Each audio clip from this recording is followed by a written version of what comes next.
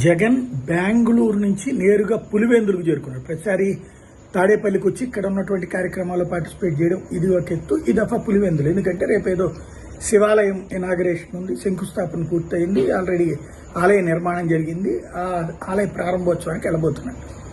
అదే సందర్భంలో ఇవాళ అక్కడికి వెళ్ళటం, ప్రజా దర్బార్ నిర్వహించారు. ఇవాళ రేపు మొత్తం 3 రోజుల పాటు ఈ ట్రిప్ అంతా కూడా ఆంధ్రాల టూర్ అంతా వీటిట్లోనే ఉంటుంది. ఆంధ్రాలో టూర్ ఏంటి అంటే రాజకీయం అట్లాగే ఉంది ఇప్పుడు ప్రస్తుతం.